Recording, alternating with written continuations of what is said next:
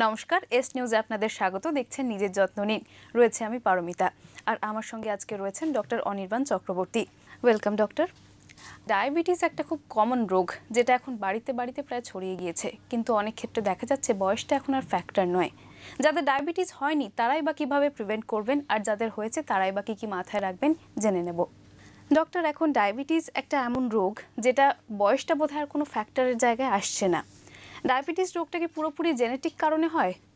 ডায়াবেটিসকে mainly আমরা দুরকমভাবে ভাগ করি। একটাকে বলি টাইপ 1 ডায়াবেটিস, যেখানে এটা কিন্তু জেনেটিক কারণেই মেনলি হয়, যেখানে ইনসুলিনের ডেফিসিয়েন্সি আছে, মানে ইনসুলিন এনাফ তৈরি হচ্ছে না। এটা আমরা মেনলি দেখি কম বয়সী পেশেন্টদের কাছে, মানে একদম বাচ্চা বয়সে বা অ্যাডোলেসেন্ট গ্রুপে।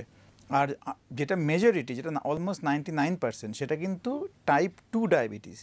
সেটা কিন্তু জেনেটিক্যালি তেমনভাবে ট্রান্সমিটেড হয় না। এটা মেনলি লাইফস্টাইল ডিজিজ, মানে আমরা কীরকমভাবে খাওয়া দাওয়া করছি, কীরকম এক্সারসাইজ করছি না, কীরকম স্ট্রেসফুল লাইফ লিড করছি, এইগুলোর ওপর এটা অনেকখানি ডিপেন্ড করে। বডির ওজন বেশি বেড়ে গেছে কি না, এইগুলো মেন কারণ যার জন্য টাইপ 2 ডায়াবেটিসটা হয়। কিন্তু এখন আমরা দেখছি, স্পেশালি কলকাতায় আমি এগুলো অনেক দেখেছি আপাতত লাস্ট 6 মাস 1 বছরে, যে বাচ্চাদের মধ্যেও কিন্তু খুব ওবিসিটির টেন্ডেন্সি বেড়ে গেছে এবং এদের খাওয়া দাওয়া এত অন্যরকম হচ্ছে যে এদেরও কিন্তু টাইপ 2 ডায়াবেটিসটা এদের মধ্যে অনেক কমনলি দেখা যাচ্ছে। তাই এটা পুরোটা জেনেটিক নয়, কিন্তু এটা অনেকটাই লাইফস্টাইলের উপর ডিপেন্ড করছে। মেনলি আমাদের কিন্তু টার্গেট করা উচিত টাইপ 2 ডায়াবেটিসটা, কারণ এটা কিন্তু মডিফায়েবল। অনেক কিছুই আছে যেগুলো আমরা মডিফাই করতে পারি।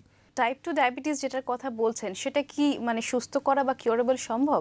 হ্যাঁ, এটা যেহেতু একটা লাইফস্টাইল ডিজিজ, আমরা যদি লাইফস্টাইলটা চেঞ্জ করতে পারি অ্যাকর্ডিংলি, তাহলে এটা পুরোটাই কিওর করা সম্ভব অথবা প্রিভেন্ট করা সম্ভব।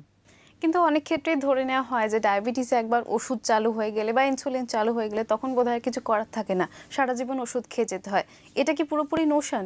এটা পুরোপুরি নোশন নয়, কিন্তু আপনাকে জানতে হবে যে ডায়াবেটিক পেশেন্টের কেন ডায়াবেটিসটা হয়েছে। মেইনলি আমরা দেখি যে আমাদের খাবারে শর্করা জাতীয় খাবারটা খুব বেশি, যেমন যেটাকে আমরা কার্বোহাইড্রেট বলি, সেইটা যদি আমরা লিমিট করতে পারি, যদি আমরা এক্সারসাইজ করতে পারি এনাফ পরিমাণে, যদি আমরা আমাদের ওয়েটটাকে কন্ট্রোলে রাখতে পারি, তাহলে কিন্তু এইগুলো পুরোটাই রিভার্স করে ফেলাও সম্ভব।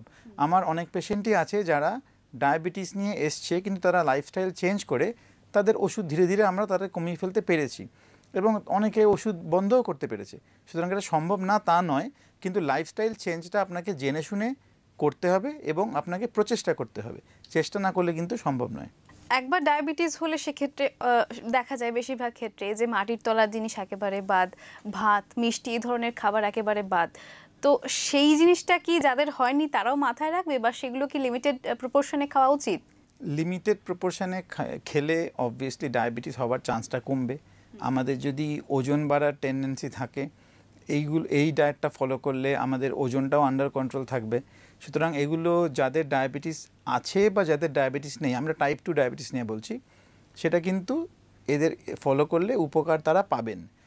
আর দ্বিতীয় কথা হচ্ছে যে ডায়াবেটিস যদি একবার হয়ে যায় তাহলে সেটাকে রিভার্স যেমন করা সম্ভব, তেমনি ওষুধ শুরু করলেও সেটাকে রিভার্স করা সম্ভব, যদি খুব স্ট্রিক্ট কার্বোহাইড্রেট রেস্ট্রিক্টেড ডায়েট আমরা ফলো করতে পারি। এই টাইপ 2 ডায়াবেটিস যেটা বলছেন, সেটা কি শুধুমাত্র লাইফস্টাইলগত কারণে হয়, নাকি অন্য কোনো অসুখ বিসুখ বা মেডিসিনের সাইড এফেক্ট এর মধ্যে থাকে? জেনারেলি এটা একটা, যেটাকে আমরা বলতাম সিনড্রোম এক্স, মানে একটা মেটাবলিক সিনড্রোম, যেখান থেকে আমরা কোলেস্টেরলের প্রবলেম, ডায়াবেটিসের প্রবলেম, ব্লাড প্রেশারের প্রবলেম, ওবিসিটি, হার্ট ডিজিজ, এইগুলো সবকটাই কিন্তু একটা সিনড্রোম এক্স, যেটা হচ্ছে কারেন্ট যে লাইফস্টাইল, যে আমরা এক্সেসিভ স্মোকিং করছি, এক্সেসিভ ড্রিঙ্ক করছি, অ্যালকোহল, সেডেন্টারি লাইফস্টাইল, স্ট্রেস, এই সবকটা কিন্তু মিলেমিশে একাকার হয়ে ডায়াবেটিসটা তার একটা অঙ্গ। আর কিছু কিছু ওষুধে ডায়াবেটিস সাইড এফেক্ট হিসাবে আমরা জানি, এবং সেগুলো মেনলি হচ্ছে সাইকিয়াট্রিক ওষুধে, মানে মনের রোগের কিছু কিছু ওষুধ থেকে ডায়াবেটিস হতে পারে।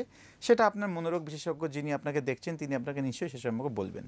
এখন যেহেতু ডায়াবেটিস হওয়ার সেরকমভাবে কোনো বয়সটার ফ্যাক্টর নয়, সেক্ষেত্রে একজন সুস্থ মানুষের কোন কোন সিমটমগুলো মাথায় রাখা উচিত যে আমি ডায়াবেটিসে প্রোন বা ডায়াবেটিস হচ্ছে, আমার চেক আপ করানো দরকার? যে কোনো অ্যাডাল্ট লোকেরই কিন্তু ডায়াবেটিস চেক আপটা করে নেওয়া উচিত। একটা ফাস্টিং ব্লাড সুগার করলে মোটামুটি আইডিয়া পাওয়া যায় যে তার ডায়াবেটিস আছে বা ডায়াবেটিসের টেন্ডেন্সি আছে কি না।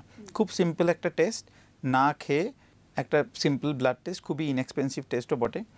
এটা করে নেওয়া উচিত যে কোনো অ্যাডাল্টের।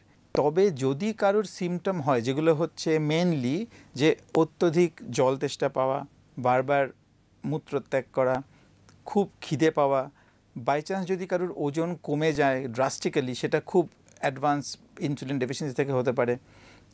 এইগুলো হচ্ছে মেনলি শুরুর দিকের সিমটম। এছাড়া হতে পারে ব্লাড ভিশন, অথবা কারুর হতে পারে যে পায়ে তাদের একটু নার্ভে একটু মনে হচ্ছে যে ভালো সেন্সেশন পাচ্ছে না, মনে হচ্ছে যেন উলের ওপর দিয়ে হাঁটছে, কটন উলের ওপর দিয়ে হাঁটছে। এগুলো হচ্ছে অ্যাডভান্সড সিমটমস। সুতরাং এগুলো হলে ডায়াবেটিস তার খুব অ্যাডভান্সড হয়ে গেছে। সুতরাং অত অবধি ওয়েট না করে বেস্ট হচ্ছে একটা প্রিভেন্টিভ মেজার নিয়ে ফাস্টিং ব্লাড সুগারটা চেক করে নেওয়া। এটা গেল ধরুন লাইফস্টাইলগত কারণে যাদের, আর বাড়িতে যাদের বাবা মার রয়েছে বা ডায়াবেটিসের হিস্ট্রি রয়েছে ফ্যামিলিতে, তারা কি একেবারে 100% শিওর থাকা উচিত যে একটা বয়সের পর আমাদেরও হবে? লাইফস্টাইল যদি সে মেনটেন করতে পারে, খাওয়া দাওয়া আন্ডার কন্ট্রোল রাখে, ওয়েট কন্ট্রোল রাখে, তাহলে তাদের ডায়াবেটিস হওয়ার চান্সটা কম। তবুও কিছু কিছু ক্যালকুলেটর পাওয়া যায় যেগুলোতে আপনার রিস্ক এন্টার করলে আপনাকে রিস্ক বলে দেবে যে কত পার্সেন্ট রিস্ক আপনার।